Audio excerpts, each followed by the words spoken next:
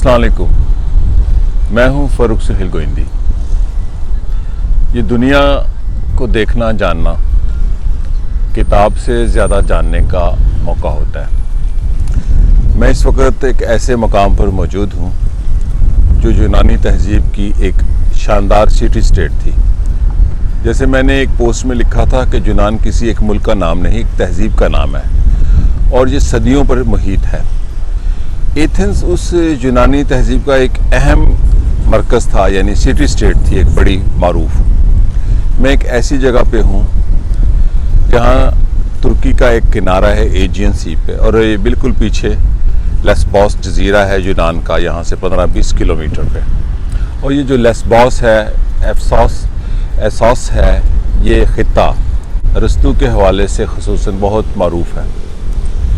और मैं तहज़ीबों को क्यों पढ़ता हूँ, अक्सर लोग मेरे से ये सवाल करते हैं। तहज़ीबों को जानना एक इल्म है, और इल्म की दुनिया में एक नहीं, दर्जन नहीं, सैकड़ों नहीं, हज़ारों शोबे हैं। तारीख़ के हज़ारों शोबे हैं, मेडिकल के हज़ारों शोबे हैं। अफसोस के साथ हमारे सोशल मीडिया पे सवाल करने वालों का वो लेवल नहीं है जो सवाल किया जाए। ये मैं ऐसी तल्ख़ बातें इसलिए सीधी करता हूँ कि ये बहुत अहम बातें हैं। मेरे से अक्सर कई ज़ाती सवाल करते हैं जहांगीरदी के हवाले में, उससे आपका क्या ताल्लुक़। लेकिन अक्सर कहते हैं जी आप ये तहज़ीबों को क्यों पढ़ते हैं। मैं इसलिए पढ़ता हूँ कि हमारी तहज़ीब का क्या हाल है जो आज पाकिस्तान है। ये एक तहज़ीब है ना, एक मुल्क है, एक मुमलिकत है, एक निज़ाम है, एक रियासत है, एक समाज है। वैसे भी मेरे मुताले में political science, political history, pre historic period, समाजियात या एंथ्रोपोलॉजी, ये मेरा शौक़ है या मेरी स्पेशलाइजेशन है या मेरा एक शौक़ है इससे। और तुर्की मेरे लिए ये कोई 10 साल का तुर्की नहीं है, ना ही 1923 से शुरू होने वाला तुर्की है। तुर्की मेरे लिए उस्मानियों का तुर्की भी है, तुर्की मेरे लिए सल्जूकियों का तुर्की भी है, तुर्की मेरे लिए उससे पहले सल्जूकियों से पहले रोमन्स का, बेज़ंतीनियंस का, यूनानियंस का, फ्रीजियंस का, हिटाइट्स का, और अब तो स्टोन एज के उन लोगों का जो दुनिया की पहली बस्ती मिली है, जो दुनिया की पहली बस्ती गोबेकली तपे, जो कि अब मारूफ होती जा रही है दुनिया में, 12,000 पुरानी कदीम बस्ती है। लेकिन मैं उससे भी एक कदीम बस्ती से हो आया हूँ जो 14,000 साल पुरानी है, काराहान तपे। उसको अभी टूरिस्ट के लिए नहीं खोला, अभी 1.5 माह पहले वहाँ था। तो मेरे लिए तुर्की इसलिए अहम है कि दुनिया के उस खित्ते पे का ये हिस्सा है तुर्की, जहाँ पे सुमेरी तहज़ीब, दजला फरात की सुमेरी तहज़ीब और उससे पहली तहज़ीब पली बड़ी, और ये जंक्शन है मिस्र का, मेसोपोटामिया का, यूनान का, पर्शियन तहज़ीब का। मसलन जहाँ मैं आज बैठा हूँ ये एक वक्त में पर्शिया का हिस्सा भी था। ये सुनकर आप हैरान होंगे, क्योंकि यूनानियों के साथ जो ईरानियों की जंग हुई थी पर्शिया की, वो फैसला कुन जंग थी जो ईरानी हार गए थे। अगर पर्शियन वो जंग जीत जाते तो दुनिया की आज तारीख़ मुख्तलिफ होती। लिहाजा मैं कुछ चीज़ें वज़ा करता चलूँ। मैं जहाँ आज बैठा हूँ इसको एशिया माइनर कहते हैं। अच्छा, एशिया क्या है? यूनानियों के एक सिटी स्टेट का नाम आसिया था, और यूनान जैसे मैंने कहा सिटी स्टेट्स थी, 25-30-50 हज़ार की एक रियासत होती थी, उसकी पार्लियामेंट होती थी, वहाँ उनका एक डेमोक्रेटिक निज़ाम होता था, उनकी अपनी बिलीफ होती थी। आसिया उनका एक स्टेट थी जो एफएसएस की तरफ का रीजन है तुर्की का, उसको आसिया कहते थे। फिर जो आज का जो तुर्की है, इसको एशिया कोचक आपने पढ़ा होगा पुरानी उर्दू में, फ़ारसी में एशिया कोचक कहते हैं छोटे को, यानी कि एशिया माइनर। तो आसिया या एशिया का लफ्ज़ भी यहीं से निकला। तो यहाँ पर कई सिटी स्टेट्स थी, ये जो आज का तुर्की है, और बड़े बड़े जो यूनानी फ़िलासफ़र हैं यहाँ हुए हैं। मसलन जो अरिस्टोटल था, मैं अगले 1-2 दिन में एक ऐसे शहर में जाने वाला हूँ जहाँ अरिस्टोटल ने अपनी एकेडमी बनाई थी ज़ूलॉजी की, बॉटनी की, बादशाह के कहने पर। और जो यूनानी तहज़ीब की ये मुख्तलिफ सिटी स्टेट्स थीं एक अदवार में और उससे पहले में, इसकी जो कन्फेडरेशन बनी असल में वो अलेक्जेंडर मैकेडोनी की फतूहात के बाद उसने सारी सिटी स्टेट्स, और जैसे फिर मिस्र और ईरान और हत्ता के हमारे पंजाब तक वो लड़ता हुआ गया, जहाँ से उसको शिकस्त हुई पोरस से, तो उसने एक ऐसी कन्फेडरेशन यूनानियों की वसी बनाने में कामयाब हुआ था, वरना यूनान एक मुल्क नहीं था। ये मैंने इसलिए शेयर किया कि जब तक हम तारीख़ को क्रोनोलॉजी से के मुताबिक ना पढ़ें, हमें नहीं पता। ये एजियन सी के किनारे آگے روڈس آئلینڈ ہے، گریس ہے، روڈس آئلینڈ ہے، میسٹاس ہے. تو یہ جو تہذیب کا سفر ہے، یہ جب تک ہم کرونالوجی سے نہ اس کو پڑھیں گے، دیکھیں گے، ہم جتنا بھی مطالعہ کر لیں، اگر کلیئرٹی آف نالج نہ ہو تو کوئی چیز اہم نہیں ہے. تو تہذیبوں کو پڑھنا میرے لیے اس لیے اہم ہے کہ تہذیبیں اجڑتی کیوں ہیں. اور یہ ابن خلدون کا بھی تھیسس تھا، تہذیبوں کا جنم لینا، پروان چڑھنا، پھر اجڑ جانا. جیسے اسپین میں عربوں کی تہذیب تھی، بہت ترقی کی، پھر اجڑ گئی. اس پر میں نے ایک کالم لکھ کر بھیجا تھا. جب میں قرطبہ گیا تو مجھے ارشاد احمد حقانی مرحوم نے کہا تھا آپ ڈپریشن میں ہیں. اس کی تباہی کی ریزن یہ تھی کہ انہوں نے ان لوگوں کے ساتھ رابطہ کر لیا جب ان کا زوال کا عروج ہونے لگا بربر قبیلوں سے، جبرالٹر سے پار پسماندہ قبائل سے، جہاں سے وہ آئے تھے. اور وہ اسپین میں مسلمانوں کی ترقی یا عربوں کی ترقی دنیا میں کوریڈور ہے ترقی کا، لیکن وہ اجڑ گئی. آج اسپین میں کوئی آثار کے علاوہ کوئی تہذیب نہیں ہے، مسلمان نہیں رہتے وہ والے، اب والے امیگرنٹ والے نہیں. اسی لیے طرح یہ جو تہذیبوں کا عروج ہوتا ہے اور اس کا زوال ہوتا ہے، یہ ایک میرے لیے پولیٹیکل سائنس کے اسٹوڈنٹ ہونے کے ناطے بھی بڑا اہم ہے کہ تہذیب ترقی کیسے کرتی ہے.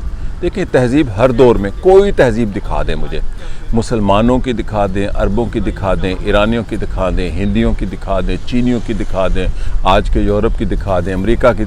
دو چیزوں پر ترقی کرتی ہے، تعلیم پر اور لاجک پر. مسلمانوں میں جو ترقی کے مراکز ہوئے ہیں، بغداد ہوا ہے، دمشق ہوا ہے، اسپین ہوا ہے، آٹومن ہوئے ہیں، پھر ہندوستان میں مسلمانوں کا ایک راج آیا ہے، تو علم کی بنیاد پر ترقی ہے. یعنی کہ آپ نے یہ بھی سنا ہوگا کہ جب برٹش امپیریلزم ہندوستان آیا تو دنیا کا 23% جی ڈی پی ہندوستان کے پاس تھا اورنگزیب کے وقت تک. اورنگزیب کے بعد زوال شروع ہوا. دنیا کا 23% جی ڈی پی صرف ہندوستان کا تھا. ہمیں غلط تاریخ پڑھائی گئی ہے، ہندوستان کی بھی کلونیل ہسٹری پڑھائی گئی ہے.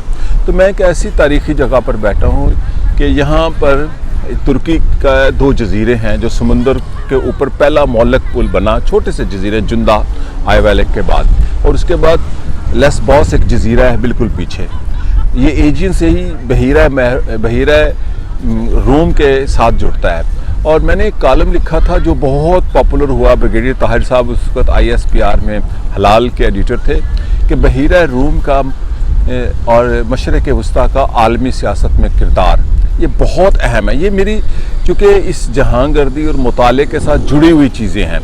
دنیا میں پچھلے 3000 سال سے بحیرہ روم اور مشرق وسطیٰ سیاست، تاریخ، تہذیب اور عقیدوں کا مرکز ہے. تینوں بڑے ابراہیمی مذاہب جو ہیں، یہودیت، مسیحیت، اسلام، یہیں سے پیدا ہوئے، ادھر ہی جنم لیا مشرق وسطیٰ میں. اور مشرق وسطیٰ بہت بڑا ہے، اس میں عرب ممالک بھی ہیں، افریقہ بھی ہے، ایون ٹرکی مشرق وسطیٰ کا حصہ ہے. کم لوگوں کو اس بات کا علم ہے. ٹرکی بیسیکلی مشرق وسطیٰ کا حصہ ہے جغرافیکلی. تو جو بحیرہ روم کے گرد کے ممالک ہیں، یہ پچھلے 3000 سال سے، آپ عراق کی جنگ دیکھ لیں، لیبیا کی جنگ دیکھ لیں، دنیا کی طاقت کا جو ایک پوری عالمی پولیٹکس کا، عالمی سیولائزیشنز کا، عالمی تاریخ کا، آج کی دنیا کی تاریخ کا بحیرہ روم کے گرد گرد ہے. یہ ایک ایسا جنکشن ہے. کیوں؟ کہ یہاں پر 3 کانٹیننٹ ملتے ہیں اصل میں بحیرہ روم کے ساتھ، افریقہ، یورپ اور ایشیا، اور پھر آگے ہندوستان تک بحیرہ روم سے آگے پھر بحیرہ عرب اور ہند اور فارس تک وہ آگے چلا جاتا ہے. لیکن مرکز آج بھی یہی ہے.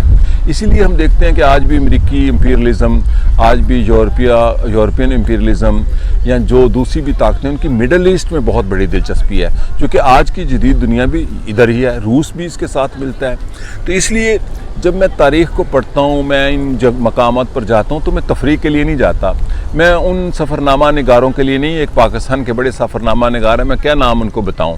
کچھ سال پہلے ہی میں جب استنبول آ رہا تھا تو میرے سے پوچھ رہے تھے، اچھا آپ استنبول جا رہے ہیں؟ سفرنامہ نگار ہیں، مزاح بھی لکھتے ہیں، شاعری بھی، سب کچھ کرتے ہیں. تو انہوں نے کہا آپ کتنا جانتے ہیں؟ میں نے ادب سے ایج کا لحاظ کر کے ان کو چپ کر گیا. آپ کتنا؟ میں کہا جی میں جانتا ہوں. میں ان کو کیا کہوں میں کتنا جانتا ہوں؟ وہ تو آپ بلند اجود کے کمنٹ پڑھ سکتے ہیں کہ انہوں نے کہا 1983 کہ میں ترکی کو کتنا جانتا ہوں. تو انہوں نے کہا کبھی آپ نے 1.5 فٹ کا لمبا کباب کھایا ہے؟ یہ سنجیدگی سے وہ میرے ساتھ بات کر رہے تھے. میں نے کھایا ہے، میں آپ کو کھلاؤں گا. اب انہوں نے بڑا اپنا آپ کو مان فخر کیا کہ میں 1.5 فٹ کا کباب کھاتا ہوں جو ترکی میں بکتا ہے. اب ان کو یہ بھی نہیں پتا کہ وہ ترک کباب نہیں ہے, وہ کباب قبیدہ ہے. میں پھر چپ کر گیا, آج میں پہلی دفعہ بتا رہا ہوں, ایرانیوں کا کباب ہے, اس کو کباب قبیدہ کہتے ہیں. تو یہ ثانوی بات اس لیے کی کہ ہمارے نالج کھانوں کے گرد ہیں, ہمارے نالج جن کو ہم کہتے ہیں یا معلومات کہتے ہیں وہ بالکل سطحی سی ہیں, اس کا کوئی گہرائی میں نہیں ہے. تو یہ جو خطے ہیں, جو یونان کی جو جتنی فلسفی تھی اصل میں وہ مدفن ہو گئی, اور یہ بہت بڑی کنٹریبیوشن ہے عربوں کی. جب وہ اسپین میں انہوں نے ترقی کی, اور جس کو اسپینش مسلم پیریڈ کہا جاتا ہے یا مورس پیریڈ کہتے ہیں, تو انہوں نے جتنے علوم تھے یونانی, ہندی, ان کو ٹرانسلیشن کروا کر منتقل کیا عربی میں. وہ جتنی یونانی مدفن نالج تھے سارے ماڈرن ایج میں, وہ اسپینش مسلمانوں نے اس کو ٹرانسلیشن کیا اور آج کی دنیا تک پہنچایا. وہی علم جو ہے پھر اٹلی کے راستے گیا, اور اسی کے اندر سے سیکولرزم کی موومنٹ نے جنم لیا. اٹلی کے راستے یورپ تک یہ جو یونانی علم تھا, خصوصاً یہ عرب اسپینش مسلمانوں کی یا اسپینش عربوں کی کنٹریبیوشن ہے. وہ پھر انگلینڈ پہنچا, پھر صنعتی انقلاب آیا, فرینچ ریولوشن آیا, ماڈرن ڈیموکریسی, اور یہ جتنی سائنسز ہیں اس کی بنیاد خصوصاً سوشل سائنسز یونان اور اسپین ہے. لیکن یہ جو خطہ ہے ترکی کا, جیسے میں نے کہا میرے لیے ترکی صرف 10 سال پہلے کا نہیں ہے کہ ایک حکومت آئی ہے تو میں مداح ہوں. میں ترکی کا مداح ہوں اور ان کے نظام کا مداح ہوں کہ یہاں عورت کو برابر کے حقوق ہیں. میں ان کے نظام کا مداح ہوں کہ یہاں پہ سیکولرزم ہے, مذہب کے بنیاد پر لوگوں کا سیاسی استحصال کرنے کی کسی کو اجازت نہیں ہے. یہ ماڈرن اسٹیٹ اتا ترکی ہے, اگلے سال 100 سال ہونے والے ہیں. پاکستانی تو پتہ نہیں کس معاہدہ لوزین کے خاتمے کی خواب لیے بیٹھے ہیں. یہ 100 سال کی سالگرہ منانے جا رہے ہیں ریپبلک کی, جو اتا ترک نے بنائی تھی, ایک کامیاب ریاست مسلمانوں کی. کیوں ہے آج مسلمان فخر کرتے ہیں ترکی پہ, کیوں کرتے ہیں, کس بنیاد پر کرتے ہیں؟ یہ ایک لبرل روشن خیال ملک ہے, یہاں پر عورت کو اتنے ہی حقوق ہیں جتنے مرد کو. کیوں ہے کہ اتا ترک نے یہ ریاست جو بنائی, وہ بھی تاریخ کا اینتھروپولوجی کو بہت دلچسپی سے پڑھتے تھے اتا ترک, کہ انہوں نے ایک ایسی ریاست کی بنیاد بنائی جو فرد واحد کی نہیں, ریپبلک انہوں نے کہا کہ اب لوگوں کے ووٹ سے بنے گی. لاجک, منطق اور سیکولر اسٹیٹ, لادین نہیں بلکہ سیکولر. لادین غلط ترجمہ ہے کسی سیکولرزم کا ہمارے ملک میں. تو یہ جو میں نے اتنی چیزیں جوڑی ہیں, یہ میرا وہ مطالعہ ہوتا ہے جو میں تاریخ کے اوراق کو جاننے کے لیے کتابوں کے بعد مشاہدات کے لیے جاتا ہوں. آج میں ایجین سی کے شام کے وقت اس کنارے پہ بیٹھا ہوں. میرے شریک سفر, ہم سفر جو ان سی ہے کیمرے کے پیچھے ہے. میں ایک دفعہ خواہش کرتا ہوں, ان سے درخواست کرتا ہوں کہ آ جائیں, ایک دفعہ آ کے بتا دیں کہ وہ میرے ساتھ ہوتی ہیں. تو میرے ساتھ ہوتی ہیں, میری ہم سفر ہیں, میری جو مشکل کے سفر ہیں ان کا ساتھ دیتی ہیں. ان کا شکریہ. تو یہ نہ سمجھیں ساری تصویریں یہ بناتی ہیں, یہ ان کے فریم میں بھی طے کرتا ہوں. ہاں, پھر یہ پکڑ کے ان کو کھینچتی ہیں. میں ان کا استاد بھی ہوں, یہ بھی میری استاد ہے, لیکن میں بھی ان کا استاد ہوں. تو ہم یہ سفر کرتے ہیں. اور میں نے زندگی کی جیسے کہا کہ میں مکان بنانے سے زیادہ اہم سمجھتا ہوں کہ اپنا علم حاصل کیا جائے, اور علم اپنے تک نہ رکھا جائے. علم وہ جو لوگوں کو بانٹ دیا جائے, علم وہ جو بانٹا جائے. اس لیے میں علم شیئر کرتا ہوں سوشل میڈیا پہ. جن کو سوال کرنے ہوتے ہیں وہ ایسے سوال کریں جو علم سے متعلق ہوں. سطحی سوال, یہ جس کو آپ سیاست سمجھتے ہیں 5-6 شخصیات کی, ملکوں کی, لوگوں کی, یہ سوال نہیں ہوتے.